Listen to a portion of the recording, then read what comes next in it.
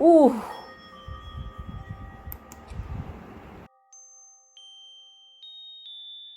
I slowly drew open my eyes. Chest felt tight. I inhaled deeply and exhaled heavily, as if to expel my body of all the wound-up fear that stirred inside. Didn't help much. My body felt leaden, heart hollow. Rising from the bed, I shook the remnants of a trying sleep away. Looked at my surroundings. I noticed I had thrown the covers and pillows on the floor. It was strange. I had fallen asleep, but I saw no dreams or nightmares. My subconscious felt suspended in a null zone. Clock read 4:15. I rubbed the exhaustion from my eyes. Feeling numb and listless, I dragged my heavy body out of the bed and shuffled toward the door. But I didn't know where to go. That's not true. I mumbled to myself.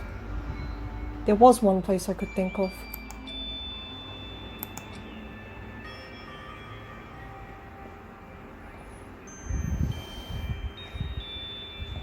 I stepped out of my personal room and saw Lyle down the opposite hall.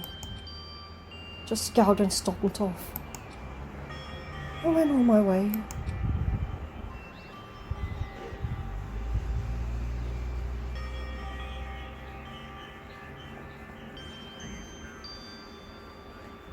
I walked through the living quarters hall, through the foyer and up the stairs to the second floor.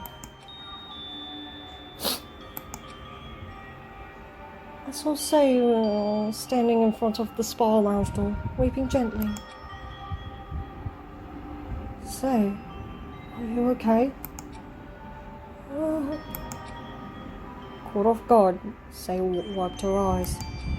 As I approached Say from the staircase, something gleamed in her hands. It looked like a closed pocket watch. Several Pandora gave her? Engraved. She stared at a burning hole in the door, rolling the small object between her fingers. After a moment, she managed to croak out a stiff response. This is how it's supposed to happen, isn't it? What do you mean? Can't do anything. No matter how hard we try, it'll still end like this. I had nowhere to go before I came here. But now, what do I do? She was visibly shaking. It was horrible seeing her like this.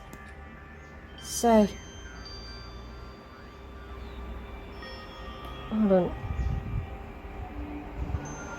I'm sorry, sweetie.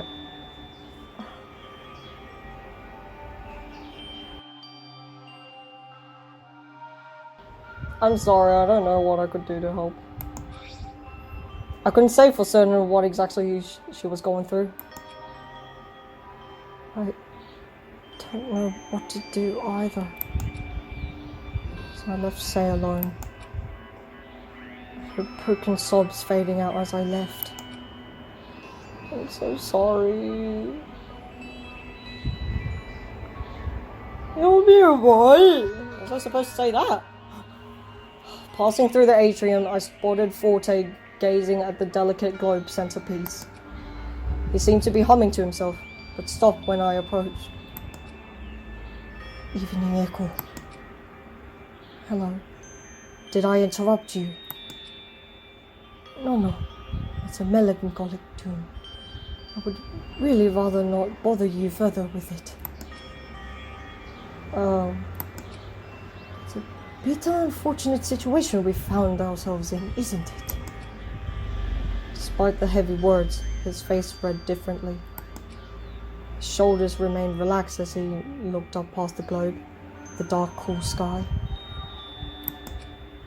He seemed calm somehow. Tell me, Echo, how are you? Are you alright? No. I'm sorry, but there is no way. I think we need to be honest with ourselves. We just lost our friend. Everybody's tense.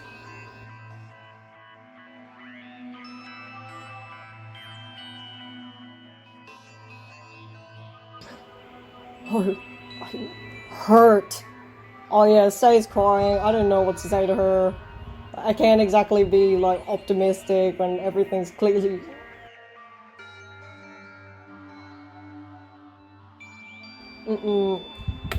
I don't want to keep... Unless game forces me, I'm not about to lie. The killing game and the trials that follow. No, this whole game. It's horrible and I hate it. Losing people. Friends we've just met. Friends we've known.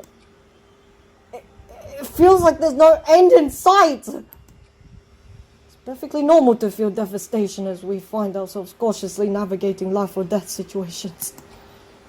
The game has instigated those with a spirit inflicted with distress and grief to ends unmentionable and trials heartbreaking. Yes, my soul is stirring, but in my experience on the stage, these sort of feelings never last for long. We move people to tears with our performances about tragedy. The love and loss. The love and lost. Yet the audience knows the performance will end, and thus they'll move on with their lives. I can't help but wonder when. How much longer until the curtains close on this story?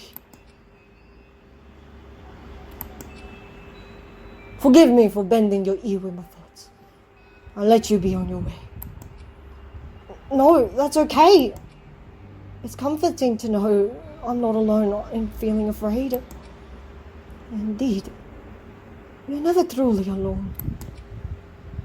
I stood in a moment of silence as Forte sang his words with clarity.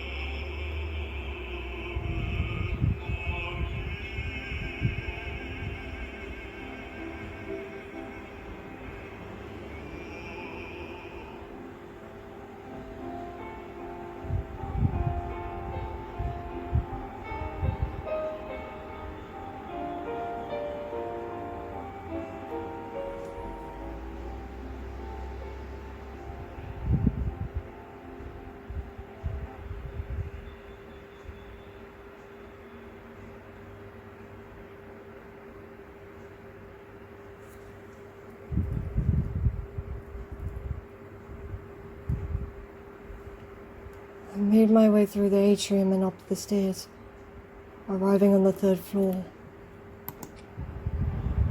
Spotted Missy at the marble table in the center of the 3rd floor.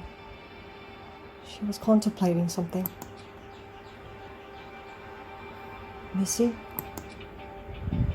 Oh, Echo, excuse me, I hadn't noticed you. Missy looked unsettled. She might have been put off from what I did earlier. I closed the distance between us. What's that? This is... She moved to reveal a small decorated box.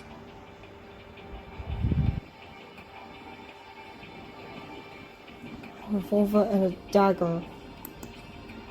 The two weapons shone dully in the dim light of the hallway. I discovered the dagger when Cyrus allowed me to explore the room of my associate. Needless to say, I didn't wish to take it with me, but here it is again, as if it were following me. And the gun, cleaned and posed for reuse. It looks like it was the only thing to emerge from the wreckage of the smoke lounge. Let's see. The dangerous tools needed to continue the game were returned to the players. I stared at the weapons in her hands. I wanted nothing more than anything to tear them out of her hands and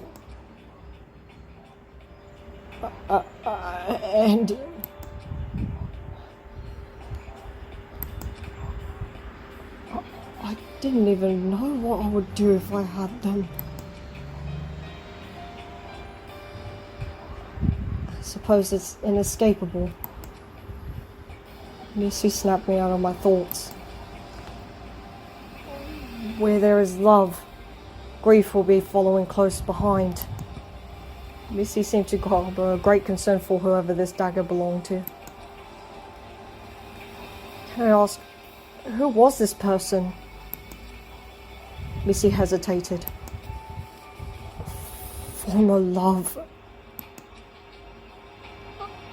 I don't think I need to tell you how important, precious she was. So much so that I foolishly endangered everyone. The traces and signs of our friends have been placed to provoke us. This dagger is analogous to seeing Silver's helmet. They are items of close regard, and to see them away from their respective owners, distressing. I withheld this information because if everyone realized the truth of these items right away, we would all become distraught and lose our bearings in the midst of saving ourselves. But I just didn't know anymore. I thought I knew what I was doing, but nothing makes sense. The more time we spend here, the less I know. Morbid curiosity, the desire to delve further and further into a dark well for a pinch of hope, has driven me to no satisfying end. Now I'm making you suffer my consequences. Missy. Another heavy sigh escaped her lips. I've never felt so aimless. Echo. I don't expect forgiveness from you for what I did. Simply put, I introduced a weapon to the fray which eventually caused Ashley's downfall. I think we can forgive her. I would. Because it was ultimately up to Ashley, really.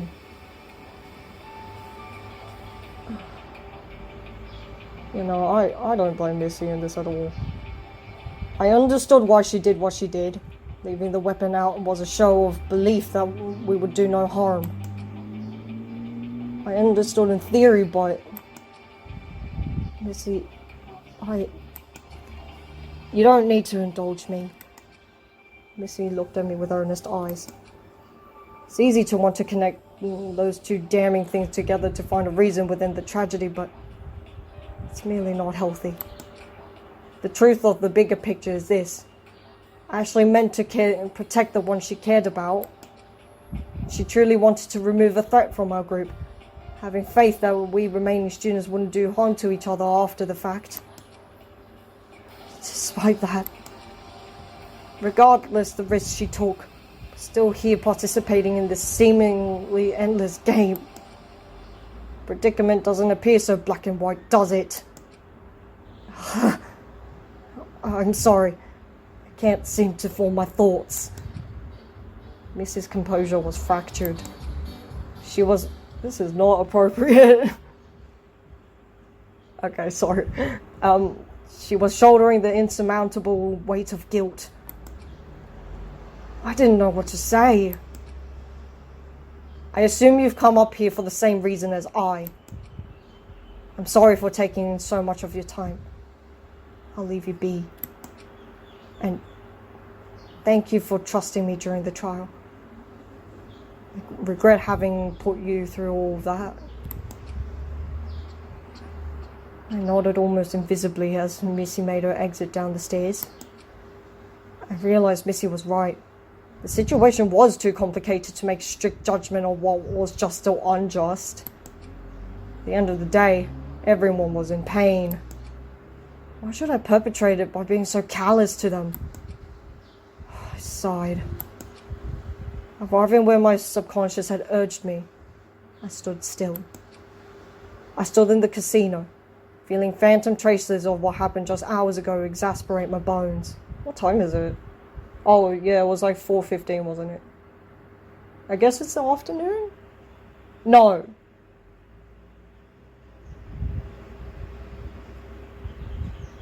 I mean, I guess the rooms themselves are open, but it's just the things inside it probably don't work.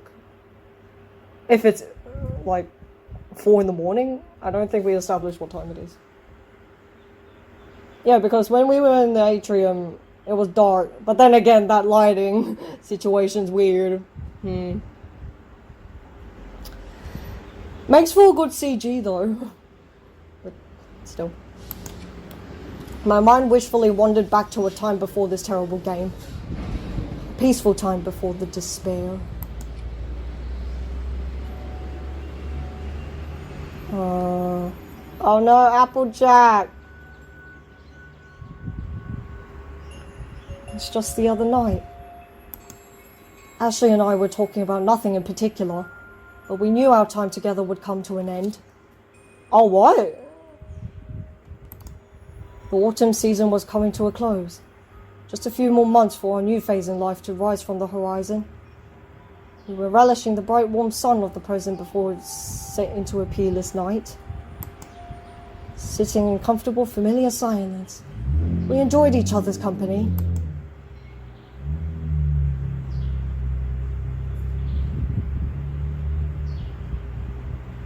Have you decided where you want to go? Not yet. I was thinking about taking a gap year to travel. Traveling sounds like a dream. Seeing different people and expanding your worldview. Yeah, but then I'd have to worry about my finances if I'm on the road often. Don't fret, there's always other options. Maybe you could travel locally. There could be interesting sights in the next city that you never knew about. That's a good idea. I never really thought about that since I just walk everywhere in the city.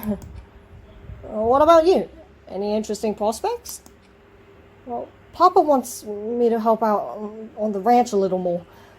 The new season's coming up and we're expecting some competitors to stop by.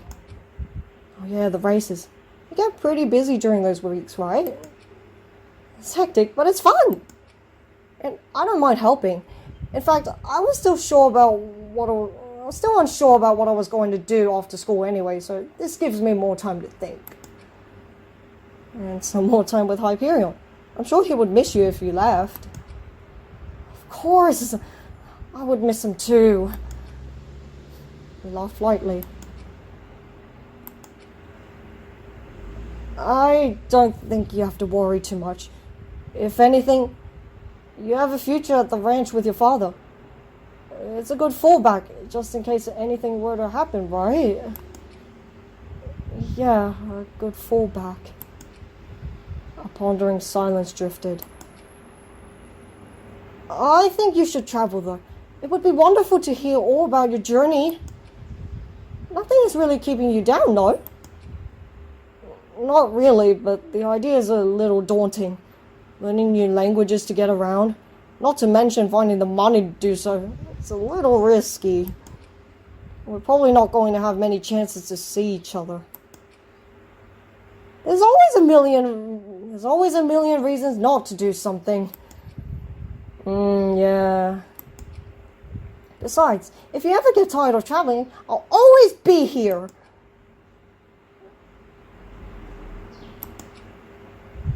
Just don't forget about me, okay? She flashed me that warm, comforting smile of hers.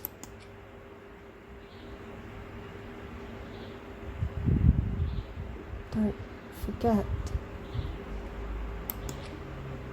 I felt my heart swell.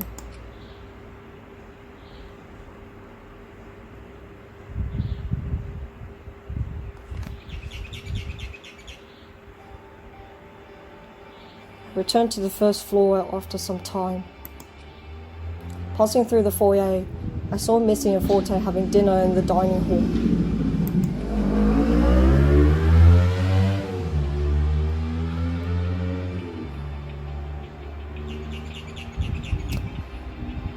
Hello again, Echo. Are you well? Yeah, I think I'll be okay. Missy, I'm sorry if I was unresponsive earlier. I just needed some time to sort out my thoughts. I understand. We're all going through a lot right now. Yeah. Even though we shared a mutual sentiment, our eyes never met during the exchange. Forte broke the silence. Echo, would you like to join us for dinner? It's been a trying day. You ought to take a moment to unwind. No, thank you. So many things on my mind. No appetite to feed the thoughts. Will you be alright? Yeah. I just have a lot to think about. Well, don't push yourself too hard. And don't be a stranger if you do end up wanting to join us. Sure thing. Thanks. I left Missy and Forte to enjoy their meal in peace.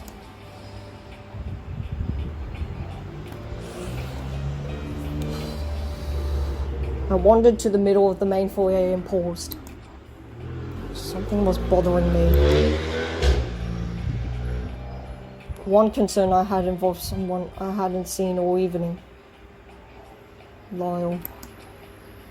Oh, Kanon.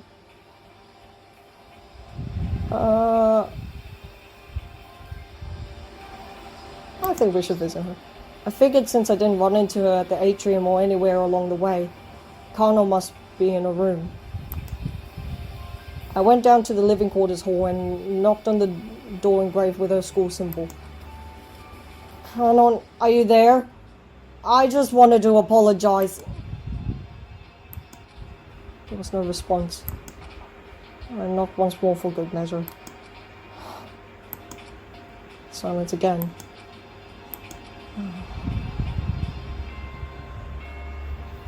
It's night time. It is now 9 p.m. Nighttime will begin at 10 p.m. Facilities will be closed until 7 a.m. the next morning. Even the darkest night will end and the sun will rise. If she were in a room, she didn't want to be disturbed. There wasn't much I could do. I slowly shuffled off.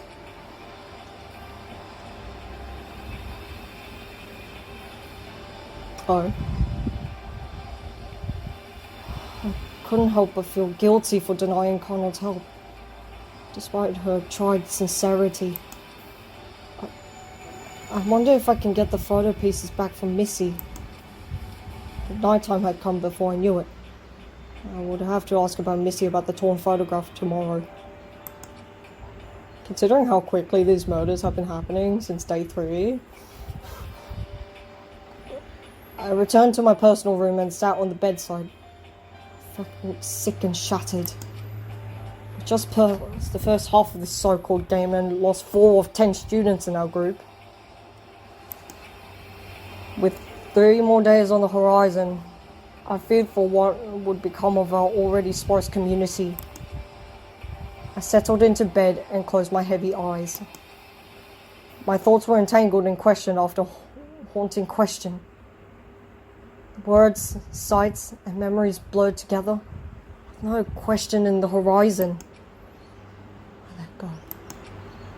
Images unwound and spilled into the night. Sleep would eclipse my mind as another night passed.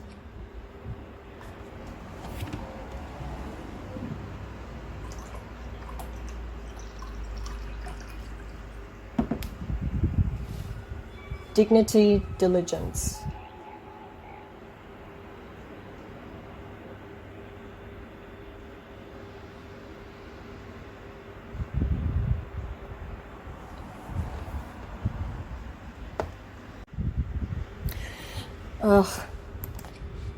Something ached.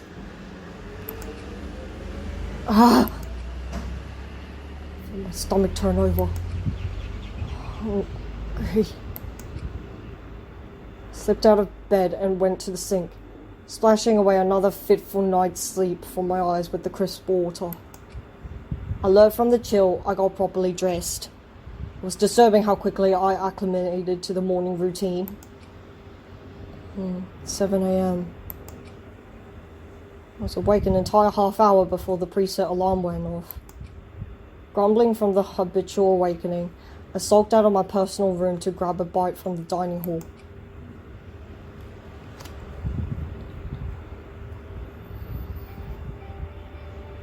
The halls were quiet. Nothing but my soft footsteps upon the carpet kept me company. I crossed the dimly lit foyer and sat myself down at the end of the dining hall table. I laid my eyes directly on the basket of pastries that still sat in the center of the table. 2 pastries remained, a lemon square and some kind of Danish with jam. I helped myself to the lemon square, the delicate bite of sweet and sour zest filling me with a flavorful vigor. As much as I enjoyed the pastry, I couldn't help but remember the melancholic feeling of Pandora's life being cut short. I finished off the lemon square, leaving the jam Danish in the basket all by its lonesome.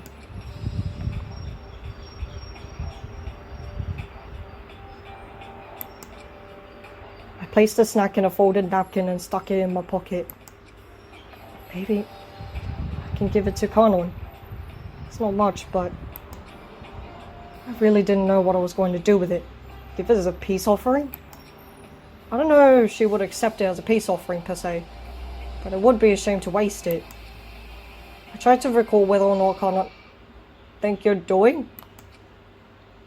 And my thoughts were interrupted by a sharp exclamation. Oh. I rushed out of the dining hall and saw Lyle and Kanon arguing in the connecting hall between the foyer and living quarters. Say was standing beside Lyle once more, watching the scene unfold. Okay, my voice is shot, so I'm not gonna yell, but probably for the best. Kanon, you're always running away and hiding, aren't you? Shut up! You think I'm going to run head first into danger? I'm not going to be an idiot like you and Echo, getting myself hurt for no reason. Lyle seized Kanon's camera from her wrist. Hey, hands off! I've had it with you and your secrets. I'll break this thing for good if you don't tell me what you're hiding. No, don't, please. What's going on? I started to intervene, but Forte stepped in from within the living quarters. Approaching from down the hall behind Lyle, Forte plucks the camera out of his grasp with ease. You're all awfully lively at such an hour. Forte returned the camera to Kanon as Missy approaches from the opposite side of the living quarters.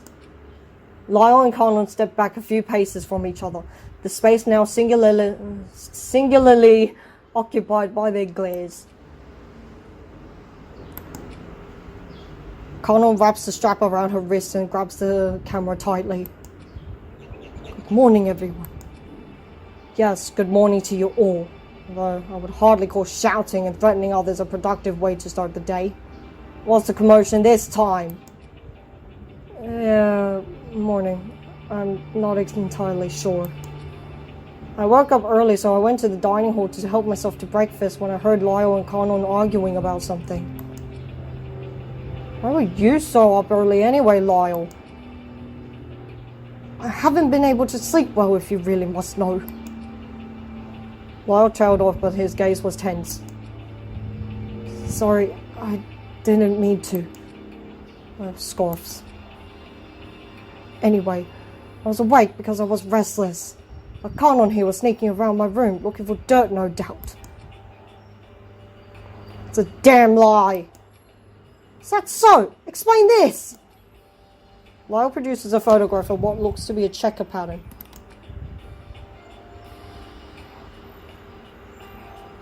What is this? Indeed, just what are you showing us? It's a chessboard. I have a chessboard in my personal room, and the only way Connor would have taken a picture of it was if she trespassed and entered my room. You're the worst. You were blatantly walking around with that thing tucked under your arm in the early hours of the morning. I didn't sneak anywhere, much less your personal room. I just happened to be around the corner when I saw the strange thing. So you admit you were hiding? Just a minute. What's this about a chessboard? It's none of your business. I brought it out only to discuss it with Say, no one else. Missy sighed. Don't be absurd. The existence of such a thing has been brought to everyone's attention thanks to your commotion. It's no use in keeping it a secret now, Lyle. Fine. Lyle leaves the group to retrieve the item in question from his personal room. The rest of us gathered in the dining hall in anticipation.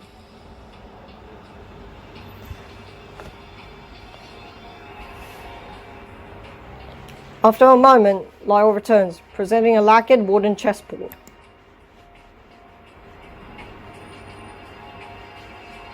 Care to elaborate? What seems to be the issue here? It's not strictly a chessboard per se. It doesn't come with pieces to play with, and there are markings on the two opposite corners. But from those differences alone, I know what its real purpose is. It's a mutilated chessboard problem. If I recall correctly, that's a type of tiling puzzle, no? Yes. The problem is as so. Okay. Suppose an 8x8 chessboard has two diagonally opposite corners removed, leaving 62 squares. Is it possible to place 31 2x1 dominoes in such a way along the ranks or files that all squares are covered?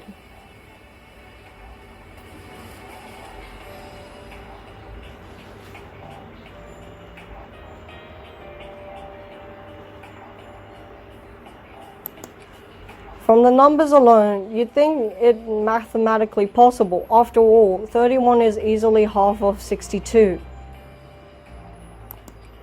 However, the problem is impossible to complete.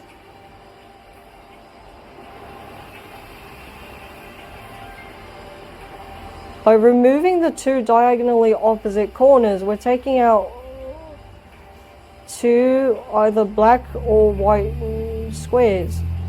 Whichever is removed, we're left with a real estate of 32 of one type of square and 30 of the other.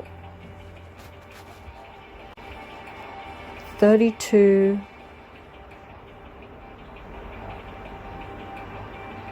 What?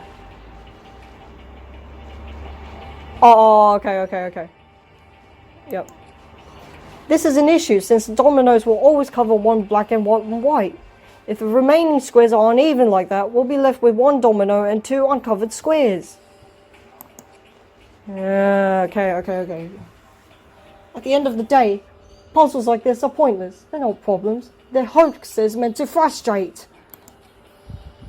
In that case, do you believe you were expected to solve it, given you are the ultimate puzzle master? I doubt it. It came with neither instruction nor dominoes. Just the board itself, with two corners marked, was in my room. Even if it were given to me to solve, whoever gave it to me must know that I would see through the problem straight toward the impossible nature of it anyway. So Lyle had this complicated thing in his room as well. Hang on!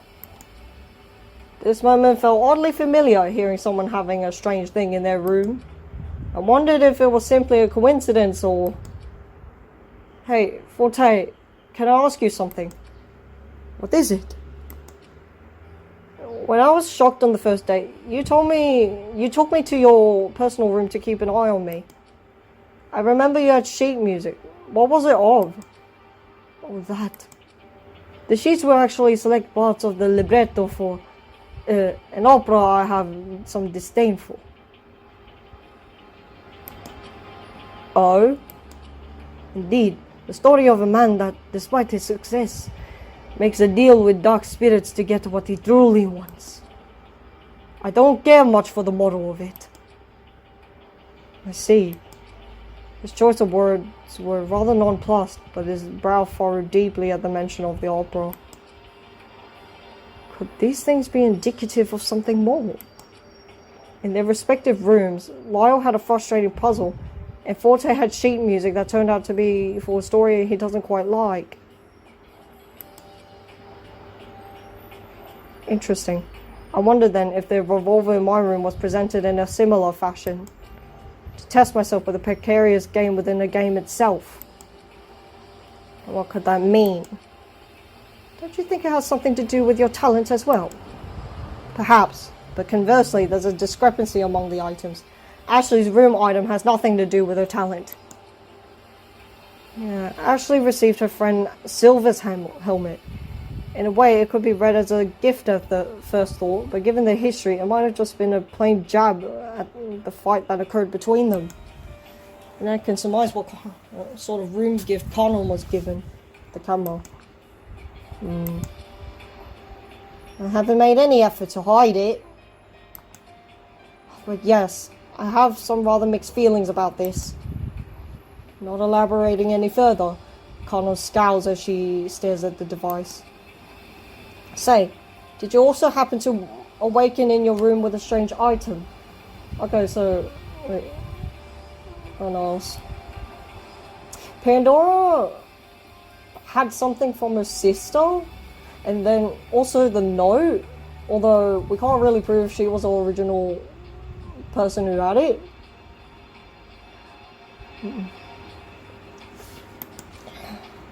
Yeah, I did.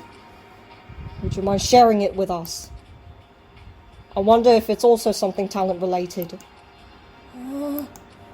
Say momentarily drew into her room to retrieve her item. Here.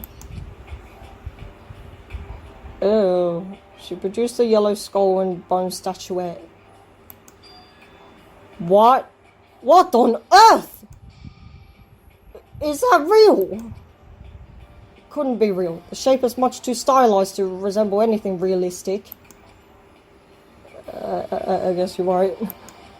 Still, such a depiction of a skull, fake or not. So just sends chills up my spine. I'm just speechless. All in the card. This thing is kind of heavy too. When I woke up, it was sitting on the cabinet at the foot of my bed, staring at me. It was like it was telling me something bad would happen. It's horrible. I didn't know what to do with it, so I just hid it in one of my cabinet drawers. Say's item doesn't seem to have any outward appearance of being related to her talent. However, skull and bone statuette implanted in the game centered around murder. I get the impression that it was given deliberately. It can't just be a coincidence, huh? So Ashley wasn't the only one that had something out of place in her room when she woke up. It seemed nearly everyone here had something unusual in their room. All these strange things have something in common.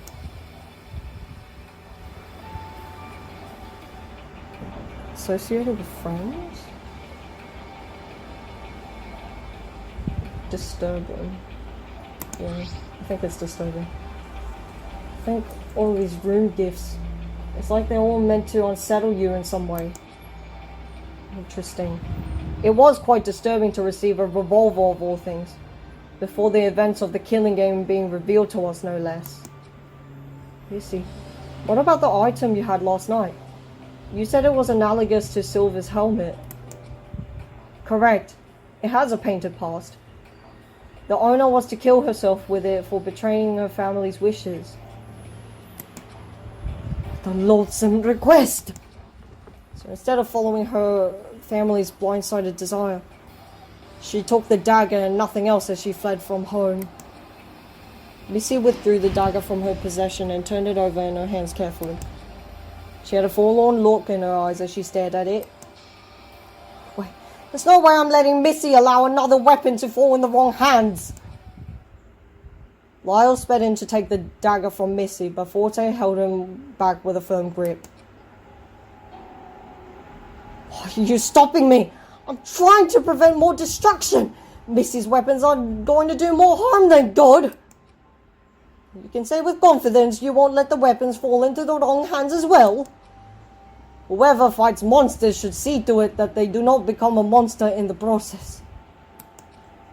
Lyle, I think you would do well to follow those words of insight, given your reactions to the events. It's not that I don't have any faith in you to solve the workings of our situation, but I don't want to see you turn against us just for the sake of an answer. I'm not turning against you. I'm trying to get to the bottom of this forsaken game we're in! Ah! Lyle hurled the chessboard across the wall, splintering the wood into several pieces. Ah! Lyle! Violence is not the answer! You have a sharp mind. Don't let rage and confusion blind your judgment. And tell me, what's the point of these so-called gifts? Missy, you received a gun of all things, and now you've got your hands on a dagger? Say even as a skull and crossbones statue, what good could that possibly serve? Not to mention all the awful gifts. This game has been rigged from the beginning to incite violence, and violence only. Lyle, please settle down. We're gathered to talk this out. I understand you're frustrated, but discussion is the best tool at our current disposal. If we keep a level head, we're sure to find an answer for the questions at hand.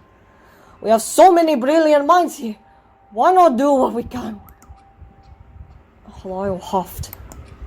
He crossed his arms and paced to the far corner of the dining hall, allowing whoever else to speak.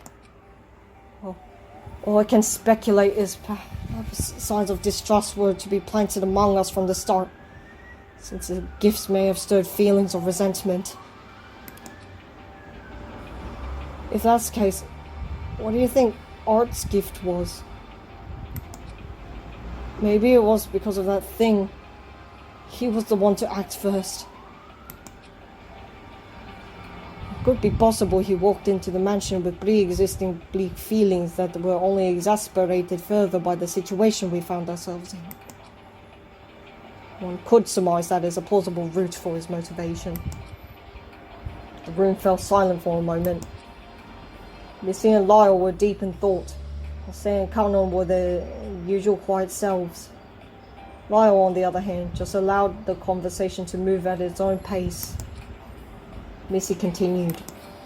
It's going to be difficult to reflect on the events past, but I believe it will be necessary to progress.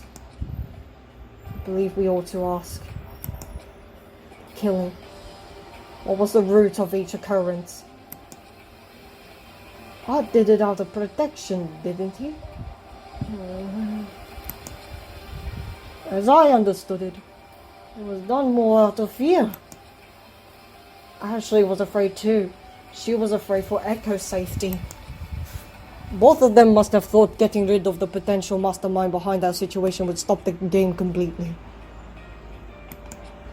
However, is there such a possibility of a mastermind existing within our ranks?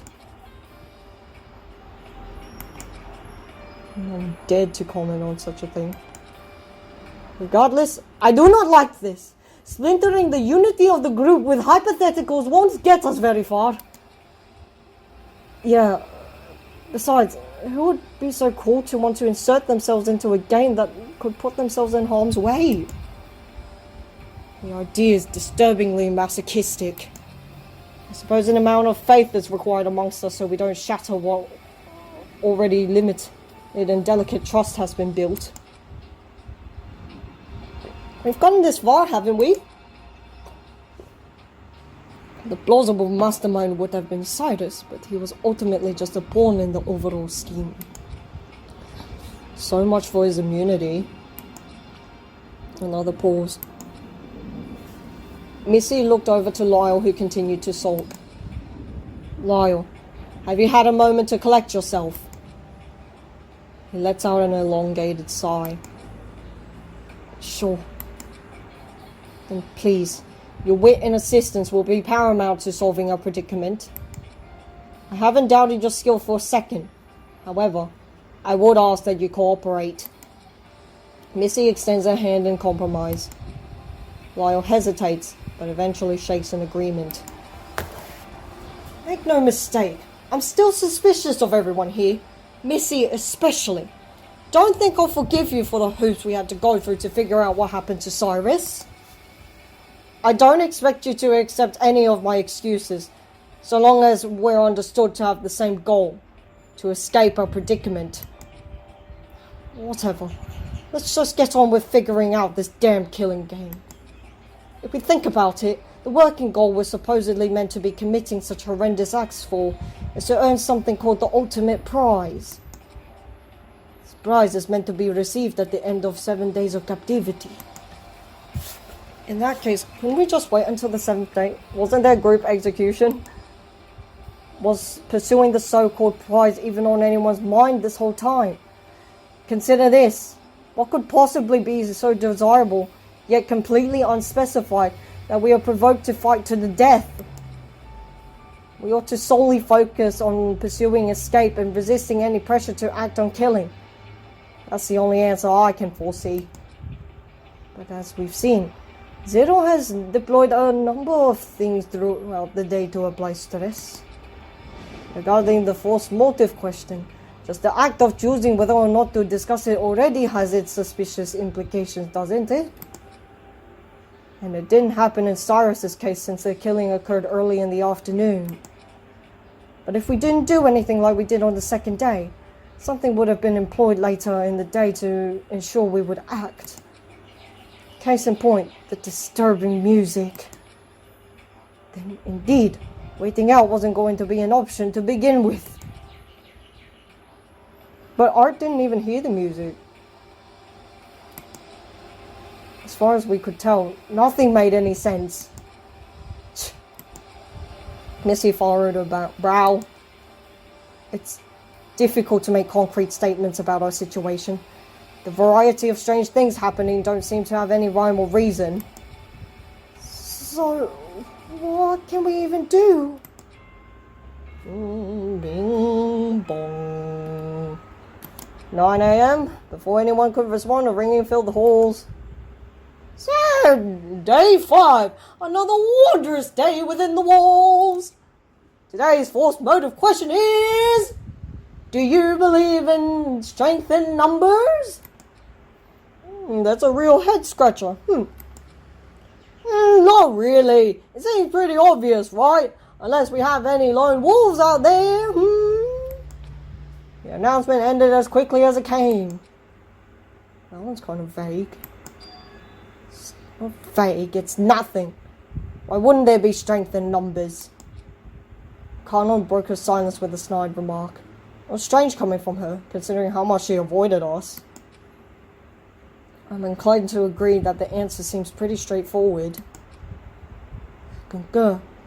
Especially so since we are finding ourselves in the very scenario where it is beneficial that we all be present to discuss the game.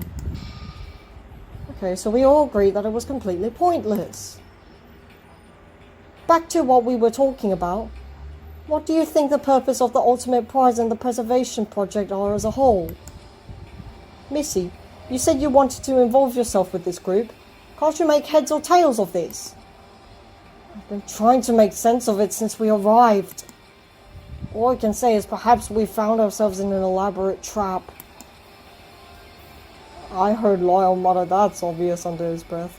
Missy ignored him. Echo. I believe you may be able to recall what I said when you asked about Ultimate Students for the first time.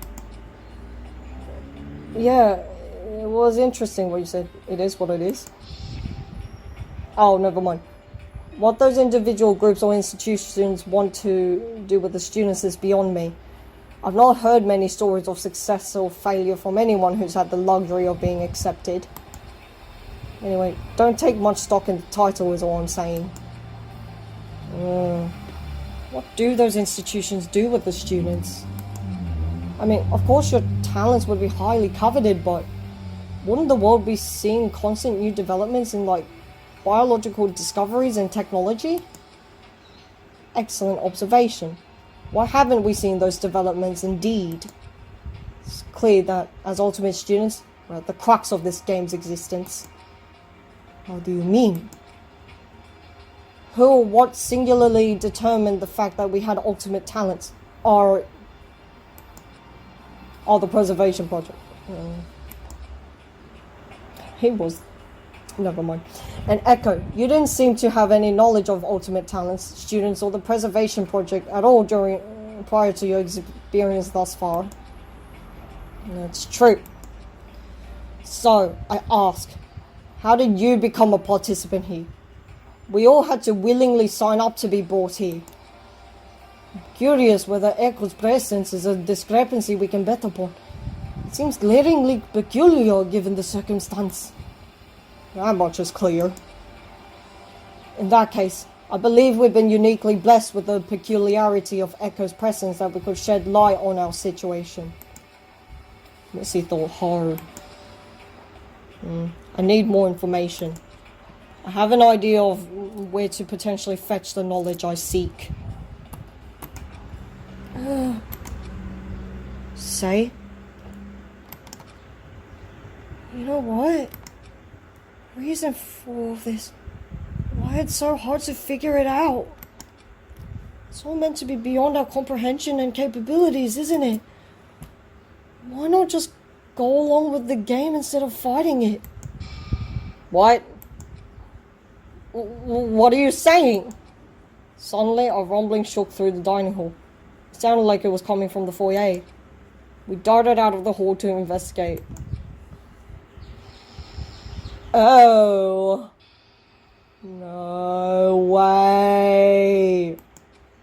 The previously impenetrable main foyer doors opened. We're on day 5 and there are still 5 of you. That's impossible. The voice crackled. Test your strength. Explore beyond the doors as a group. Split up. Do nothing. I don't care. Your strength in numbers. Can you remain a group in spirit as you wander the mysterious halls? Yes, the doors, once thought of as the only way out, have been thrown ajar. They've never really been an exit. You all just assume so. How silly is that? And, oh, what's this? Ding. Facing opposite the foyer doors, the elevator indicator lit up, showing a new floor available to us, the courtroom. I'll even let you all take a little detour to the courtroom. Find the secrets of this wretched place, if you can bear to face them. Yes, the game will go on regardless how hard you resist. Ah, ha, ha, ha, ha.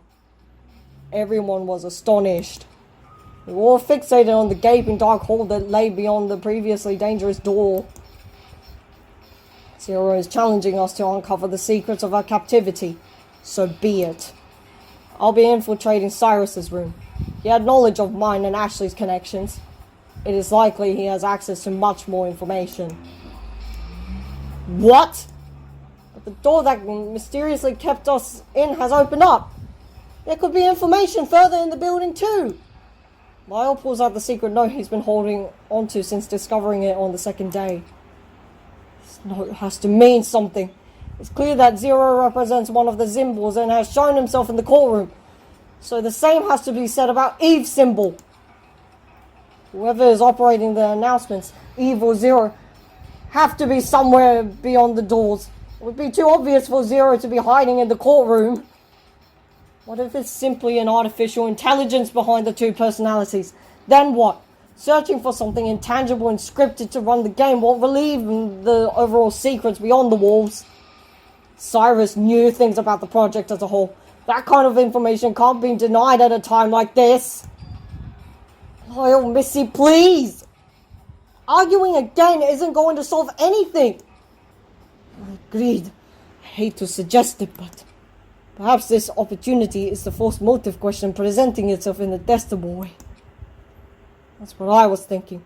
If we recall day 3, the additional motive of distressing music was implemented at 4 p.m. Ha! We can split up and investigate until 4 p.m, where we can rendezvous and exchange information, all the while bracing ourselves for whatever Zero has in store for us. In that case, I'll venture into the unknown. If anything goes wrong here, you can bet I'll be the one to puzzle the truth together in the aftermath. Lyle stands squarely before the dim hall of the open doorway. I suppose it's our best option. It's not the wisest thing to do given our already small group, but it would give us an edge in discovering the secrets of our whereabouts. Missy nods as she makes her decision to remain calm within the main wing. There's 6 of us. Therefore, we ought to divide into groups of 3 so we can all keep an eye on each other in our respective areas. Breaking off into 3 pairs is out of the question. Kanon, you're coming with me. What makes you think I want to go with you? As much as I miss your awful company if you didn't come, you won't let go of your camera, and I think it might just be a touch useful going down, okay? Kanon rolled her eyes, but didn't object further. I'll join Missy. Worry not. I shall not let anything go wrong. Besides, I trust Kanon to keep an eye on things for me. Okay, we still don't know what the hell you two did in the garage, but okay. We're just gonna gloss over. There's a lot of things we glossed over, and I'm sure it'll circle back later, so. Sure you do. We decided on splitting between investigating beyond the foyer doors and remaining in the main wing. Wait, hold on. Okay, so we're with Say? Only with myself and Say remaining, I looked to her to see what group she would go with. Say remained still. I guess she was waiting for me to... Oh, we get to make a choice. Oh, fun. I wondered what everyone else was expecting to find from this. Oh, I guess we're going to go with Say. Say, did you have any preference? I'll go with whoever. I don't care. You pick. Okay. So whichever group I decide to go with, Say will likely join the other.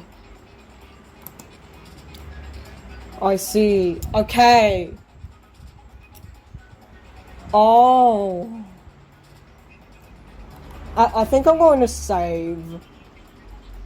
Yeah, I'm going to save. Oh, Jesus. I want to save slots. Oh, plenty. Fantastic. Okay. Oh. I'm personally... You know, I'm curious about Cyrus. So, I guess we're going with... I don't know if... Are you having trouble deciding? A little. I'm mostly worried that something bad might happen. It's perfectly normal to feel fear. It means you're still human. Your senses have been acclimated to the awful environment. Oh, okay, I guess we just end up talking to everyone. Okay, fine. Talk to Bunnies. What do you think you'll find? You can say, I certainly don't know what to expect, but I'll do my best to assist Missy in her endeavors. I see. I'm not sure what I could offer to the investigation.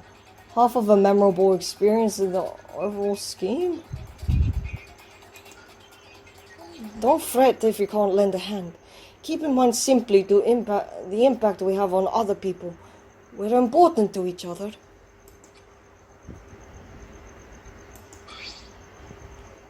I approached Kanon, wishing to apologize for what happened yesterday. I didn't quite know what to say. Kanon didn't lift her eyes to meet mine as I tried to organize my thoughts. Echo, hustle! Please, Echo, time is of the essence. Kanon continued to stay silent. Echo, hurry it up, will you? I know. I need some time to think. The worst action is inaction. We have to dig up this miserable place's secrets. If Lyle's patience wasn't already paper thin, I just applied a hydraulic press atop it with my indecision. Come on, you all. I'm being very generous right now. You don't want your opportunity to go to waste, do you? Ha ha ha, time's wasting. Zero's taunting voice rang through the halls once more, his laugh crackling through the speakers. This feels like an important choice! Perhaps I should think carefully! Ah, shit! Join which group? Ah, juicy! Look, I know you want to see the outside, or if there is an outside, or it's just more rooms. But I'm curious. Let's just work with what we have, I say. Alright, let's go. Oh my god! I'll go with Missy and Forte. It was decided. I joined Missy and Forte. Oh my gosh. Is the murder going to be the same? Okay, if there is a murder, if we'll see. I joined Missy and Forte on the opposite side of the center glass table. Say joined Lyle and Kanon near the foyer doors. Then that's that. We'll each investigate to our fullest abilities and rendezvous here before 4 p.m. That alright with you, Lyle? Okay. Yes, ma'am. Lyle had already begun walking past the doors before she asked. Kanon silently matched his pace and Say scurried to catch up. This is wild. As the three faded out of sight, I immediately began to feel uneasy. Is this okay? Splitting up? Come now, Echo. A choice has been made. The general consensus was that we were to split up evenly if we want to comb through the building in a timely manner. Yeah, sorry. I'm just a little worried. I couldn't shake the remnant of hostility between Lyle and Kanon's argument this morning. There was a crackle of static before Zero started speaking again.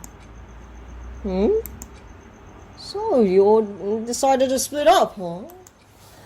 That's alright, no sweat off my back, figuratively speaking, obviously. Thanks to your fancy bracelets, I can still locate where you are. There's no escaping for you quite yet. Anyway, I have a very special big motive for you all later on, but for now, how about some fun little gifts? Not for everyone, mind you. These will be for Kanon and Missy respectively at the nearest kiosk. Grab it if you want, or leave it for someone else to stumble upon. I don't care. At this point, whatever you do is meaningless anyway. I wasn't sure if it was just me, but it felt like Zero's energy was different. I'll check back in with you folks later. Enjoy your investigation. The announcement ended. Missy went over to the foyer kiosk as directed. Similar to a victim report, the kiosk printed a small blank face up. What is it? Don't feel any pressure to share if it's unpleasant. To be frank, I'm only expecting unpleasant. Missy tore the small sheet from the print feed and flipped it around. As if being beholden to a vexing gift wasn't enough. I have this to remind me of the game's treachery. Oh. She showed us the front face of the sheet. A photograph of Darling drenched in blood. A mocking picture of her death. She spat the words as Forte and I took a quick look before turning our gaze away from the horrific sight. It's truly despicable. Missy stared at it a little longer before stowing the picture with her inner coat pocket. We really must get to the bottom of this treachery. I'm revolted by how condescendingly this game treats lives. Missy turned down the living quarters hall towards Cyrus's room.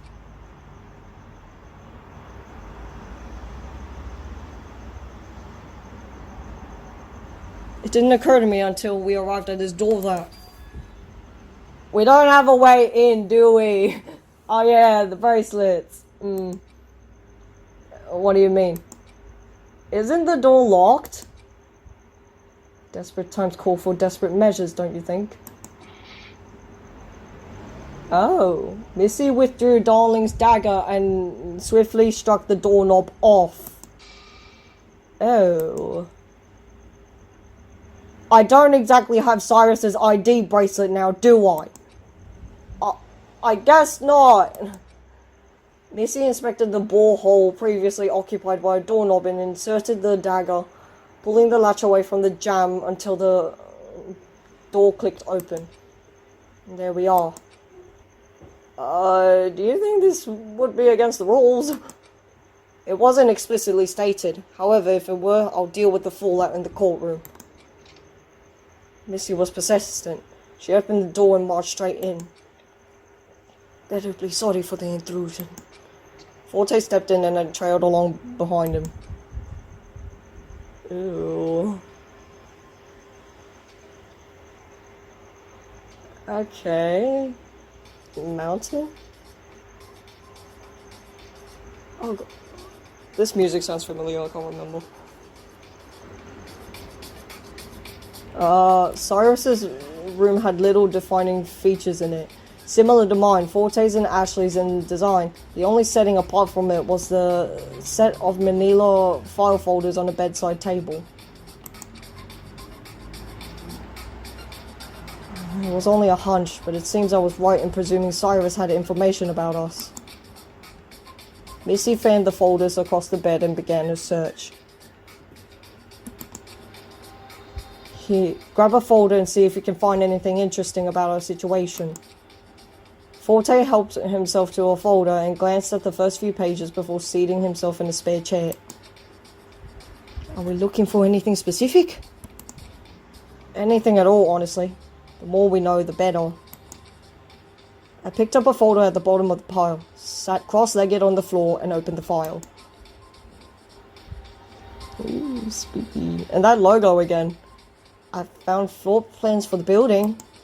There were some general blueprint diagrams, nothing I could really make sense of. Not that they looked much different from the maps displayed on the kiosks. The only thing to note was a sheet was stained with blood in the corner. Among the blueprints was a small booklet. The title read Floor Plans, Game L. On the inside page, 5 floors were listed in the index. 5 floors. From the top, we have... Oh, okay. Superstructure, trial grounds, infirmary, yes. Living quarters, casino... Wait. That's 7? Wait, sorry. It's 7, right? 7. Living quarters, casino, smoke lounge, garage, art gallery. What the 7?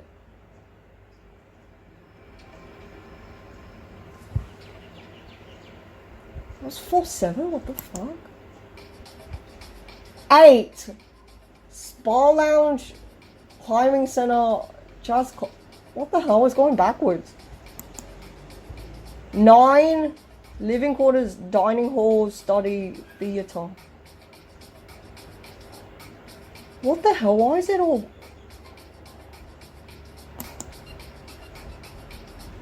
Okay, I think I need to write this down. I'm sorry, give me a moment. 0. Oh, of course it's 0, huh? The doy. Strength in numbers? Is that what we're doing?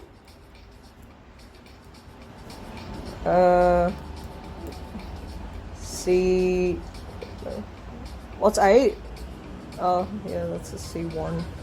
And then 9 is starting point, pretty much. And then 10 over here is a trophy room. Collections, trophy room, and something redacted.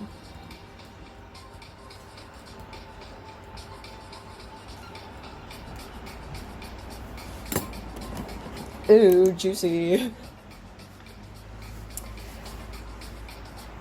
Okay, so we're currently on floor 9, apparently. The last floor listed had 2 sections. One was a trophy room and the other one was redacted. So Lyle, Conan, and Say are probably visiting the trophy room on the floor below it. Oh. Ew. I started through the booklet and found basic information we had already known. All floors have kiosks to communicate. Bracelets are used for identification. Active hours are from Hold on. The facility's open at 7? And the nighttime is 10. What? Oh my god, I wrote this somewhere. I'm lost. Give me a moment. I wrote this down, I swear. I promise. Okay, so... Okay, the activity is open from 9 a.m. to 7 p.m. And the nighttime is 10 p.m. to 7 a.m. Just time like that, what you will. Nothing new yet. I flipped to the bag looking for the details about the 5th floor. Of course. However, when I arrived toward the final pages, I noticed they were torn out, whatever remained of the page stuck out from the binding in a messy tear. I grumbled. Of course, the details of the floor beneath us are conveniently gone. I stayed at the back panel and noticed something odd. Back panel? Of what? Oh, okay, yeah. Oh, 25... Okay, I'm writing that number down.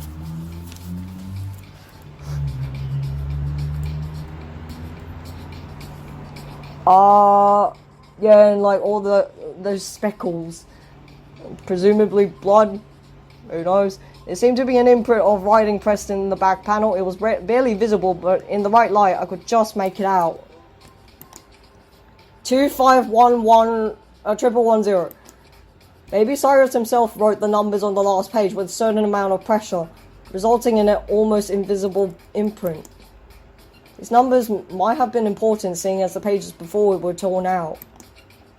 Or they could be a mistake, and that's why the pages were removed. Have you two anything pertinent to share? I snapped out on my concentration. Yeah, I found floor plans that show a floor below ours. From the looks of it, Lyle and Kanon and Sei went down to the trophy room. A trophy room? That doesn't sound too promising.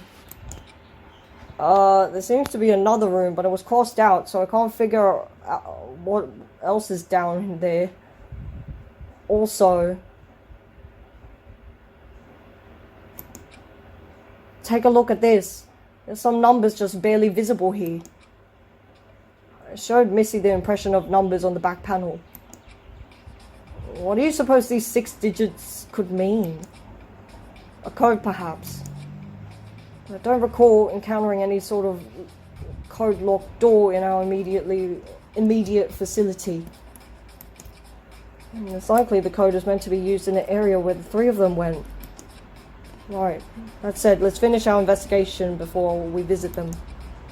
When we rejoin them, we'll see what discoveries they have to report and whether or not the code will be of use at all. I noted and made a point to memorize the numbers before setting the booklet aside. 40. Did you find anything of note? I came across our class's dossier, namely student profiles about each of us. Student profiles? Did you find anything about me? I'm still wondering why exactly I was involved in this game, since I didn't explicitly have a given ultimate talent. I've exhausted the files on hand, and I didn't see your name anywhere. That's probably why Cyrus is like sus of me. Oh shit. Ooh, that's ugly. I see. I'm terribly sorry. I understand it's been bothersome to be here as an unexplained outlier. It's not your fault, Forte. I guess it's coincidence. Although I did come across something useful. The student profiles have an immense amount of background details. Important figures, significant others, fears, other miscellany. But other than Cyrus, no one else has any background involvement with the game. So all of us present are just victims of coincidence? It seems statistically improbable given our rare talent expertise. Yes and no, how should I explain it? To start, as we are aware, the minimum requirement to come here was to be an ultimate student that received a letter of recognition from the preservation project. Should they have accepted the offer for protection, there is a period of time between sending the letter back and, I suppose, being whisked away to the secret location. It seems in that period of time, there was a sort of method to creating the class. Classes were to be composed of pairs of ultimate students. These pairs of ultimate students would have to be two people who were significantly involved in one way or another. Like Ashley and me? Yeah. For example, of the folks we did see from day one, Art and Lyle were apparently considered to be close enough for pairing off. Though it appears this roster would have included a few other students that would have formed pairs, but aren't present. One can only assume Cyrus himself crossed out the students that are absent. However, there are two students that aren't crossed out which may require further inspection and, well, it would be best if you saw for yourselves. Forte revealed a roster with student names and talents. A Quartz, right? Oh shit, he is the radio host. Oh my god, siblings? Whoa. Hello?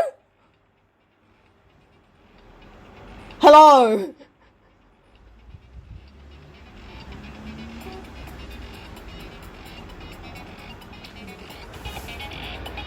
S.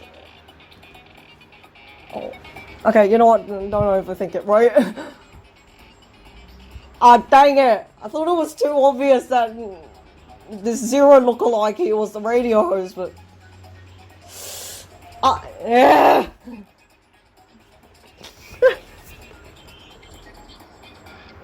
Oh my god, Silver is... Oh yeah, obviously. Someone's been snipped out here.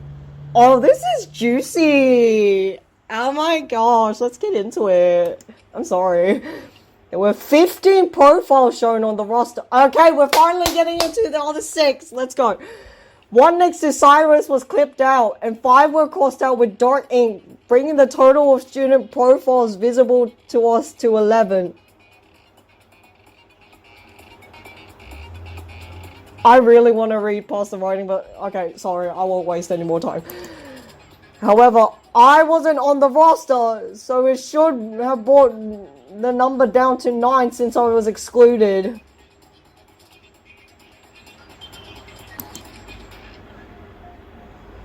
Cartographer.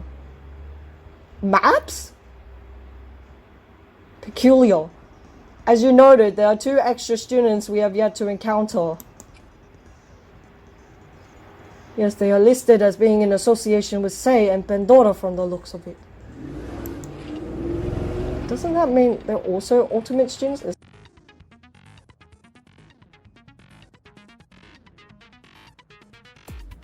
That is indeed the case. They're listed as ultimate radio host and ultimate cartographer. Akihiko Quartz and Gaia Esper, respectively.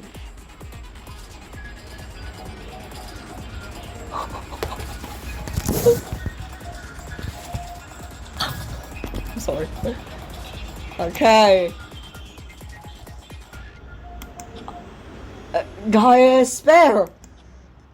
Let's have a closer look at these 2 students. Missy hastily moved aside the folders strewn across the bed.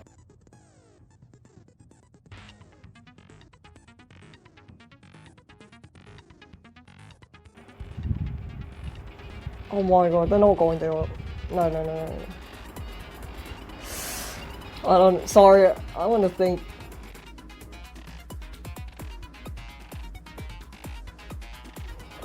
Oh my god. Okay, sorry. Okay, Missy hastily moved aside the folders strewn across the bed and placed the student profiles for Akihiko Quartz and Gaia Esper. How did you get those names from, like... Okay, whatever. Akihiko Quartz looked like Zero. His clothing and hair were different colors, but his actual features were the same.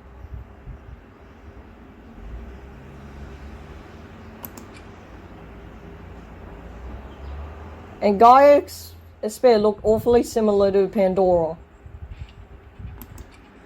Even more damning were their school symbols depicted along with their profile pictures. Well, one thing is for certain. It's clear to us now that Zero's true identity is Akihiko Quartz. We can conclusively put a face to the second mysterious announcer named Eve. Oh my god, wait! I don't remember if I gendered this person or not, but Pandora said she had a sister. Right. Okay. Sorry, I thought it was a dude for a moment. Sorry. I'm sorry. Okay. Okay, we're getting there. Alright. It seems Pandora must have known more than she was letting on, seeing as the true identity of Eve appears to be her very own sibling. That said, seeing as the students' associations have been revealed, it could only mean Sei, knowing Akihiko, has some sort of further involvement with this game. There's no doubt, Sei must be the mole we are seeking.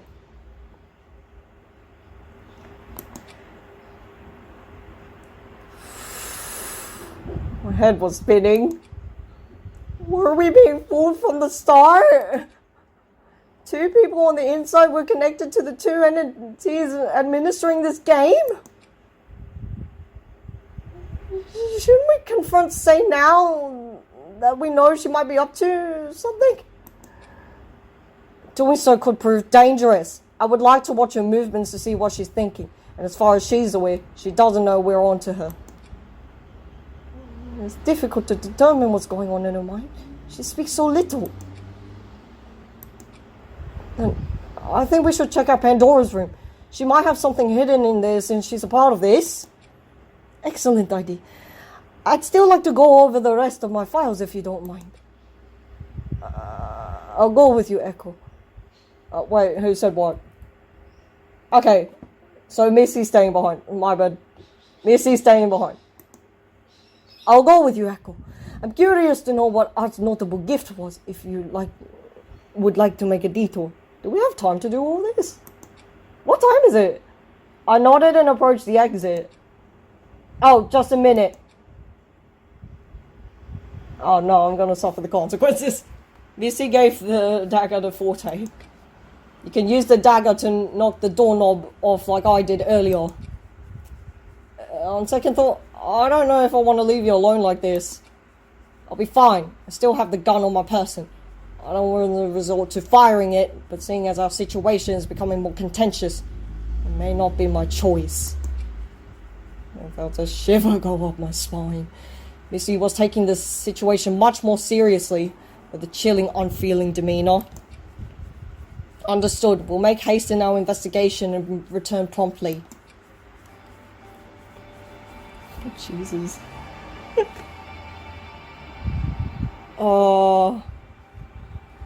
Forte and I stepped out of Cyrus's room and walked to the opposite hall to Art's room. There, Forte struck the doorknob, pulled back the latch and opened the door. Oh, Forte, dude. The only thing in Art's room was a worn-looking golf bag. The leather bag was embroidered with the Campo Piano name. This must have belonged to his grandfather. He probably genuinely liked it at one point, but yeah, he got roped into all those conferences and funding for this weird-ass project. I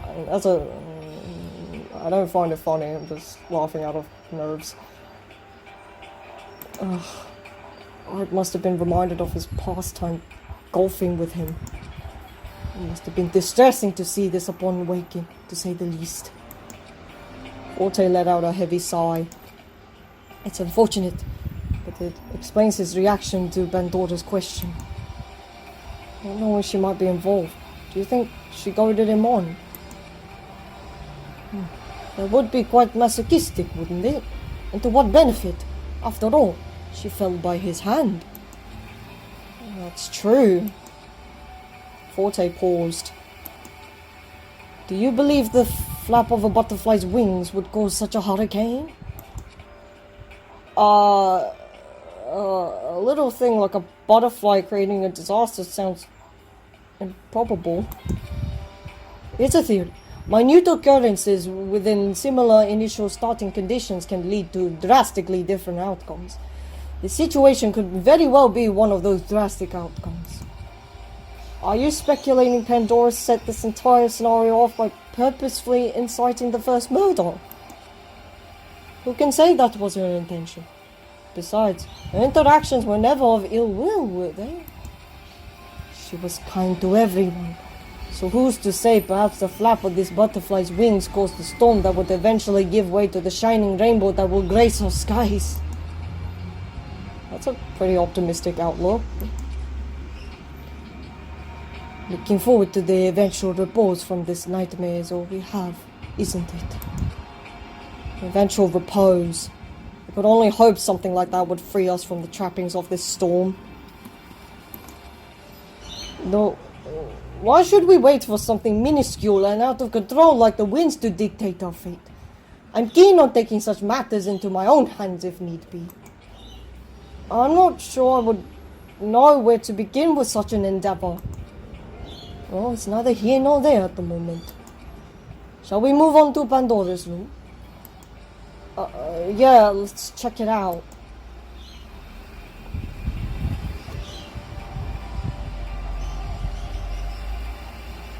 We left Art's room and visited the living quarters on the other side of the foyer.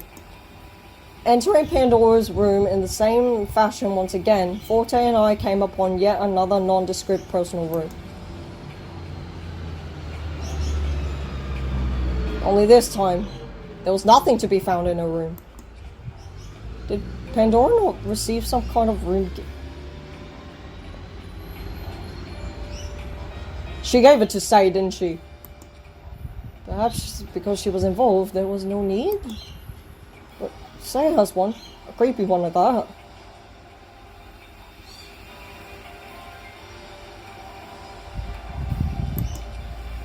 Yes, an ominous skull and bone statuette. The two of us peeked into the dresser and we were greeted with nothing but stationery and other miscellany. Wait, what if she was doing what Kanon did? Kanon?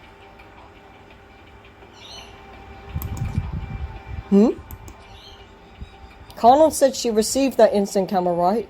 And she's been clinging to it basically since the beginning of this whole predicament. That certainly wouldn't be out of the question. Do you recall anything Pandora might have had that would be that would provide grounds for suspicion? The note. Yeah, okay. She showed it to me just before nighttime on day 2. At first I thought something was fishy, that maybe she was hiding something, but I pressed my fingers to my temple. I don't know. Pandora ended up suffering and the note fell into Lyle's hands. Maybe this secret note was her vexing gift. But if she was some kind of double agent, why would she nonchalantly share the note with me? Who can say? I sighed. The more we know, the better. I can't help but think the opposite. As we dug up more information, the more confused I became. I could only hope whatever Lyle, Kanon, and Say found would answer the many questions, but at the same time, I was afraid to uncover more of these secrets. Let us return to Missy with our findings.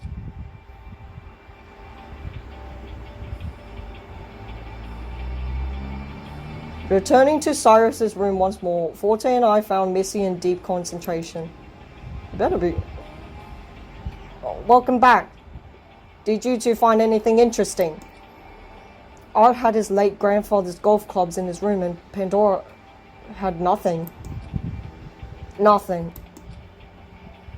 Echo speculates that perhaps the secret note mentioned in the first trial may be Pandora's room gift, in the same fashion as is Ganon's instant camera. The room was empty. She probably kept the note on a person for safekeeping or something. But when she left it in the pantry on the third day, Lyle has been holding on to it since. Seriously, wasn't it in the pool? I'm so confused. What? Did I miss something? Okay, we'll have to take a closer look at it when we rendezvous with Lyle. Missy returned her intense glower to the mess of documents. Anything new here? A disturbing amount of news, yes. Take a seat. Forte and I sat in the spare chairs and gave Missy our full attention. She sat in a momentary silence, a fierce gaze transfixed on the folders. I've been reading on a history of involvement.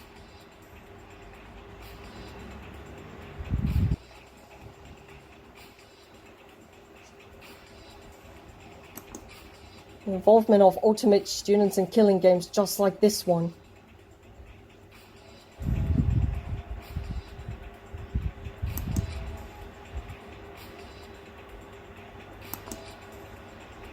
Killing games. Games! Plural. As in multiple. Yes. I know. It's startling to say the least. In that case, it reminds me. In the folder I looked at, our game was labeled Game L. What do you think L means in terms of these multiple games? L is the 12th letter. I don't know if that means anything, but... all that!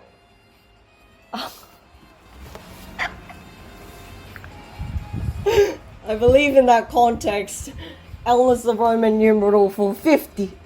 So our game is the 50th game. 50 games? Oh. A definitive number to help enumerate how long this has been occurring. Let's see. 49 games have taken place over a span of approximately 7 days at most, with no break in between each game. That's 343 days. Almost a year's worth of this hell. I don't understand! I believe that tracks. I remember hearing about this project sometime late in my junior year. Why so many games, you may ask? These games were implemented with ultimate students in mind. Ultimate students would be prime subjects for rigorous tests and scenarios involving battling to the best of their ability. To overcome other ultimate students and come out on top, to be the best of the best. These experiments were used to determine who could carry the future. The preservation project and this killing game, they're one and the same. So there's no infiltration, it is what it is. It seems we aren't just a 1 in a million occurrence. Why? Her voice cracked. So this place, it's some kind of petri dish for creating an ultimate student that has no moral regard for what they're doing? The preservation project has washed their hands of their concerns with morality. It's clear in this documented history. What if it's fabricated? Or fake only to stoke fear? It's very possible. Fear is a powerful tactic. Cyrus himself, after knowing all this, had very little room to operate. He was under a considerable amount of pressure. And eventually collapsed. I was shaking. Comprehension of the situation was the last thing on my mind. Fear chilled me to the bone. Missy, are you afraid at all? I'm mortified. However, knowing the darkness that lurks behind malicious people's intentions is nothing new to me. Only the individual person simply a constituent to strip humanity in their amassing voting numbers. It's nothing but numbers. We play with live ammo. A game toying with the livelihood of wildly talented students, enabling a maddening battle royale to create a singular, albeit misdirected, towering ultimate student. This must end now. Missy stormed out of the room. Missy! Forte and I chased after her. Missy stood, arms crossed, at the elevator. She was embroiled in thought, her brow knit, her posture imposing. Are you in full possession of your faculties? You aren't one to charge forward like so. I hate to say that I only have a hunch. I've little to rely on but gut feeling lately, and I have nothing but instinct to justify acting upon them. I have nothing except... She held up the photograph and pinned it to the wall with the dagger. We were going to ask about the torn photograph, but this does not look torn. Nothing but a vengeance for bringing this... Oh wait, that's probably Darling. For bringing this establishment to the ground, into a burning hell for all the suffering it's put us through. I'm so misguided, so blindsided for thinking I wanted to be a part of the preservation project. I've been played for a fool. Missy, none of us could have known this would be our fate. It's possible that the two conspirators must have known something from the start. Rather than confront the one remaining, we must attack the source. The elevator chimed and Missy stepped in. Oh. We're going to the courtroom.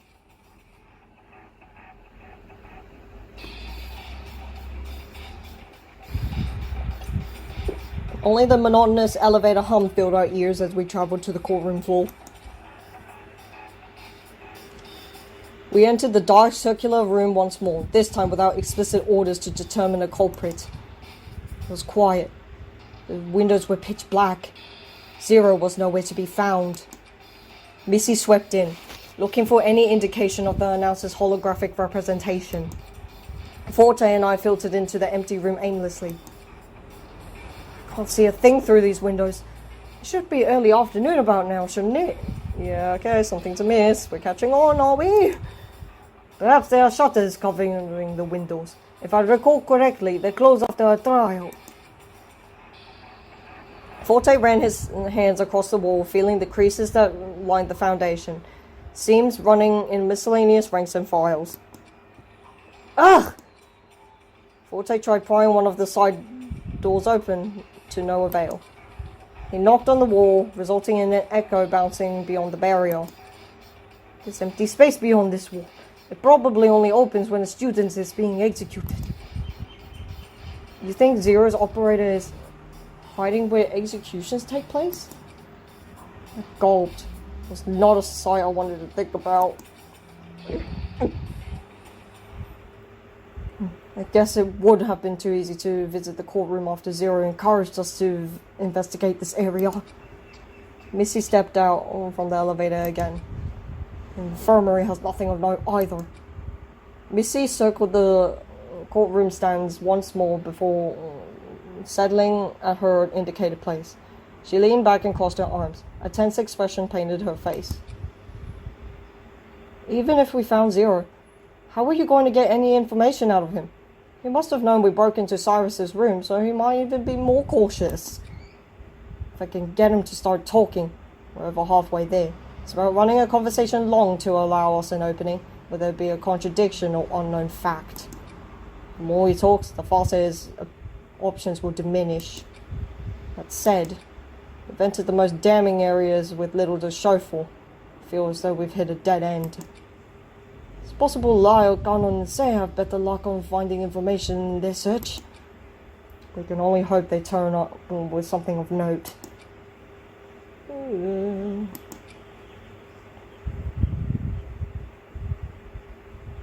The three of us were steeped in a long, contemplative silence. I sighed, thinking about meeting up with the others, wondering if they were just as luckless as we were in finding anything of use. Thought about Kanon and remembered. Missy, do you still happen to have Kanon's photo? The one from last night? I know I said I didn't want it, but... Oh, certainly. I didn't have time to patch it together, though. Missy drew the two halves of the group photo from her inner coat pocket. I lined the two halves together and gazed at a moment in time that was quickly dashed. It's okay, I awkwardly stole soft looks from Forte and Missy. They seemed to understand that I felt remorseful for what I've done. I want to return it.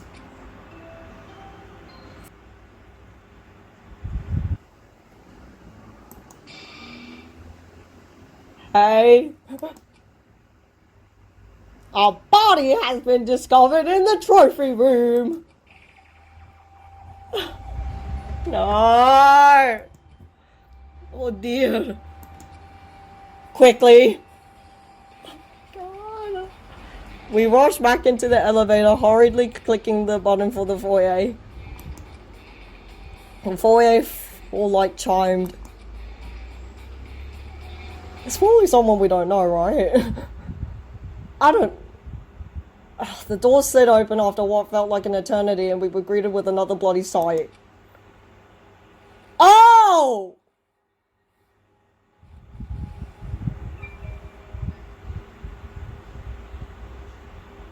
Oh, I was not... This was not on my bingo... Oh, wait, no, it was. I did write her as a victim. Ooh, a hatchet was buried deep in the back of Kanon's lifeless body. Oh. Blood stained the polished floors. The fresh liquid reflected upon the glossy surface, creating a haunting glow in the middle of the foyer. Kanon! Damn it! Missy and Forte bolted out of the lift when I remained frozen in the elevator cab. A sickening metallic odor filled my senses, and I felt a cold sweat on my brow.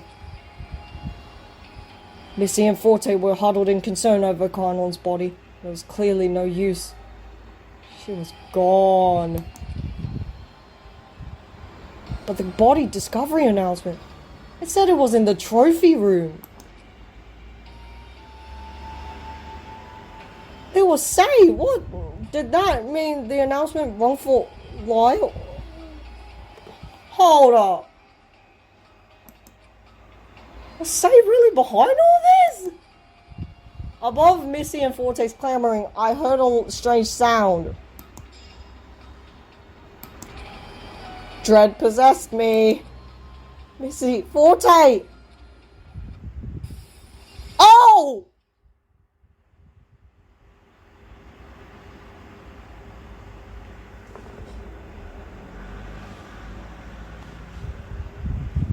As the foyer's chandelier came crashing down on Missy and Forte. They were completely crushed by the chandelier, their bodies lost under the tons of shards of glass. I could hardly muster a sound. Glass and blood littered the floor before me. The glistening liquid reflected on the marble floor and doubled the terror in my mortified visage. The nightmarish sight brought me to tumbling my knees, dread oozing through every part of my body. My breath was falling out in pieces. My vision became blurry and red from panic. The elevator doors came to an automatic close to hide the sight. The sight of 3 friends being brutally killed. They did not. Hey. A hand stopped the doors. Ah! Oh, for fuck's sake! Is this a bad end? I felt a sharp impact compromise my bone. Cracks cleaved through my system into blazing pain. We can live through this, right? Who's that? What the fuck is this? Something was sticking out of my shoulder. It looked like a bowl. Ah! The heat from the pain, the chill from the terror. I felt heavy and weak. I couldn't lift my eyes to see who had attacked me. My whole body crumbled without a fight. My head knocked to the floor, causing me to see stars end. What the fuck? Nah. They really said chapter 3 eradication. Mass murdering, serial killing. Oh my god, they went ham. Not everybody's gone. Who do we even have left? We haven't even seen Lyle. Oh, this is weird. Nothing. I mean, we didn't get stabbed in the heart, did we? Is there a cannon in? Oh. Your hearing is the last to go in death. That's what I've heard. I'm not an expert, but that's what I've heard. I did it, right? That voice? Followed the rules of this stupid killing game, so... Please, please, please, get me out of here. The ultimate prize is freedom, right? Say? God. Aki, please. I know it's your voice, so listen to mine and help me. The ultimate prize. Zero's voice. You don't want the prize. Zero's voice is weird again. No. Killing isn't the answer. What? After Say's remorseful cry, one could hear a pin drop. I could feel my heart struggling as my adrenaline rose. Okay, they're discussing this in English. We could understand it, right? Killing isn't the answer? What the hell are we doing here? What the fuck is this? This is wrong. It's all wrong. Don't bring twins into... Oh my god, is this Bannon? Oh yeah. What? What was that? Oh my god, do we have like foresight or something? Is that memory? Like, even fake memories? What the shit? We can do this again? Time's wasting. Apparently it's of no consequence. I made a save file for this shit. God. Oh, very important. Very important.